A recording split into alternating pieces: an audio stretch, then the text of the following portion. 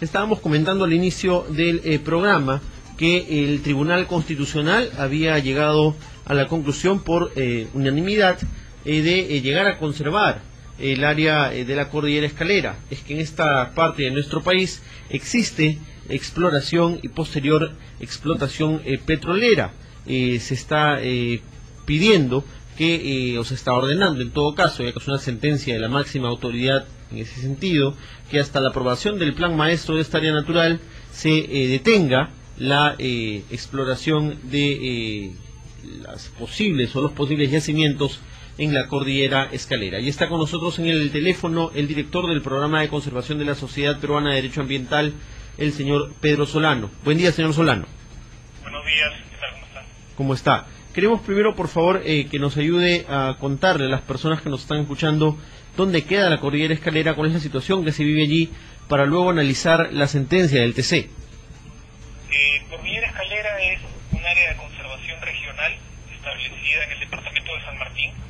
Es la primera área de conservación regional que se estableció en el país. Esto quiere decir que es un área natural protegida, administrada por el gobierno regional de San Martín. Ahora el sistema de áreas protegidas tiene un esquema de niveles de áreas donde están las áreas nacionales, ¿no? Por ejemplo, el Parque Nacional Yanachaga-Chimillén. Hay áreas regionales, como esta, que es Escalera, y hay también áreas privadas, áreas de conservación privadas, ¿no? Entonces, este es un área que desde hace muchos años la gente de San Martín estuvo tratando de proteger, de conservar, en el entendido que es un área muy importante, sobre todo para la provisión de agua y para el mantenimiento de cobertura vegetal, región que la verdad ha sido bastante deforestada. Entonces ellos logran esa protección legal a fines del año 2005, cuando se establece esta área de conservación regional. Ajá. Y en ese sentido, nosotros hemos tenido la información, señor Solano, de que estaría trabajando un consorcio petrolero en la zona y que pues la población del lugar estaba muy preocupada por el impacto que esto podía tener en el ecosistema. Así es. Bueno, como sabemos, desde hace ya varios años las actividades de hidrocarburos han crecido mucho en el país y son impulsadas fuertemente por el gobierno central, ¿no? Como una fuente de inversión grande. Entonces, este lote, que es el 103 de hidrocarburos, se aprueba un contrato de licencia en julio del año 2004, ¿no? Como ves, el contrato de licencia es anterior al establecimiento formal del área protegida, pese a que los estudios y, digamos, la necesidad de esta área protegida venía de mucho tiempo atrás. Y ahí es donde yo quisiera hacer un primer tema que creo que es fundamental de esto, y cómo es que nuestras autoridades lamentablemente no coordinan entre sí.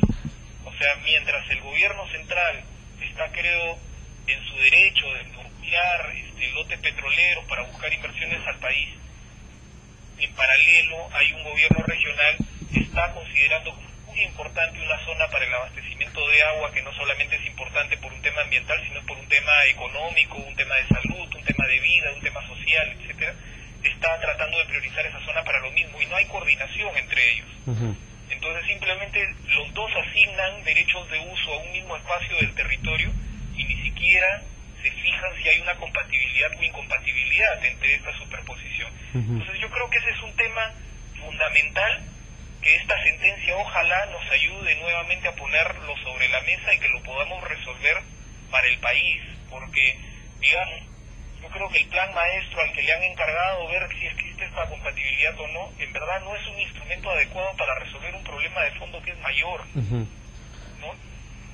Es decir, con esta sentencia del Tribunal Constitucional debe, pues, valga la redundancia, sentarse un precedente para que en lo sucesivo todas las campañas o ideas, pues, de exploración en hidrocarburos o en minería, pues tomen en cuenta previamente las compatibilidades con el terreno y con lo que quiere la población de cada lugar.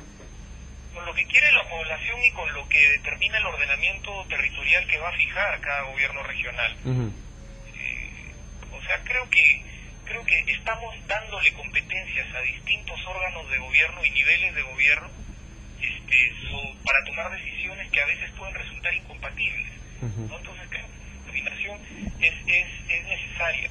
Y ojo, un tema que también hay que mencionarlo porque, o sea, desde el lado ambiental que yo defiendo desde hace muchos años, siempre vemos las injusticias y los atropellos que se hacen a los derechos que se han otorgado desde el punto de vista ambiental, sea en áreas protegidas, concesiones para conservación, etcétera.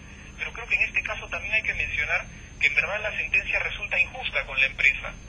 Y quisiera que se me entienda bien, o sea, esta es una empresa que firmó su contrato con el Estado, que fue un contrato, y que ahora le cae una sentencia de un tribunal que le ordena suspender actividades por razones que no son atribuibles a la empresa. O sea, creo que acá debemos marcar una diferencia con otros casos ambientales, como por ejemplo los mineros, donde sí vemos de que la empresa está incumpliendo sus obligaciones o está ocasionando daños, etcétera. En este caso hemos mostrado eso, o sea, le estamos trasladando a la empresa el castigo de suspender actividades por un problema que es del propio Estado, de no haberse sabido organizar bien y que no ha aprobado ese plan maestro y que no ha definido esa compatibilidad o que no hizo una coordinación entre el gobierno regional y el gobierno central. Entonces creo que eso también hay que llamar la atención.